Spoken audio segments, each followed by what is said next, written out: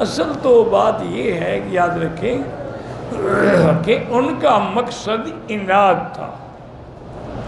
مثلا معجزات میں موسیٰ علیہ السلام کے پتھر پہ مارنے سے چشمے نکلے، یہ بھی معجزہ ہے، لیکن بڑا معجزہ تو یہ ہے کہ حضور کے انہیں ہاتھ رکھا پانی میں، انگلیوں سے چشمے جاری ہو گئے، یہ تو اس سے بڑا معجزہ۔ اسی طریقے سے آپ نے ایک اعرابی آیا، بدو آیا، کہنے لگا یا رسول اللہ میں جاہل آدمی ہوں، جنگل میں رہنے والا ہوں، مجھے کیسے پتہ لگے گا کہ آپ نبی ہیں؟ تو آپ نے فرمایا دیکھو یہ درخت سامنے دیکھ رہے ہو؟ اس نے کہا کیا دیکھ رہا ہوں؟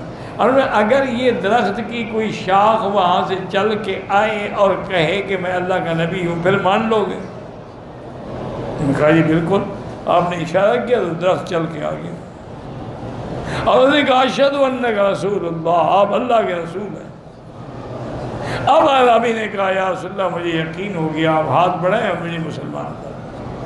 تو حضور سے تو کوئی ایک معجزہ نہیں ہے نا، تمام انبیاء کے معجزات برحق ہیں، لیکن اگر سارے انبیاء کے معجزات کو جمع کریں تو ہمارے محبوب دو عالم کے معجزات سب سے زیادہ، اور پھر تمام انبیاء کے معجزات جو ہیں ان کے زمانے تک محدود تھے۔ موسیٰ علیہ السلام کے معجزات وقت گزر گیا، معجزہ ختم۔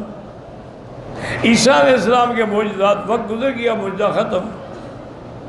لیکن میرے نبی کے معجزات ایسے ہیں جو قیامت تک باقی ہیں۔ اللہ نے سب سے بڑا معجزہ قرآن دیا ہے، اور قرآن قیامت تک محفوظ ہے، جس کے زیر و زبر میں بھی رد و بدل نہیں ہو سکتا۔ اتنے بڑے معجزے کے بعد اب آگے ایسے ایسے سوال کرنا تو یہ عناد ہے، تعنت ہے، سرکشی ہے، ہدایت مقصد نہیں۔ جن کو ہدایت پانی ہے وہ تو کئی معجزات دیکھ چکے تھے، واللہ اعلم۔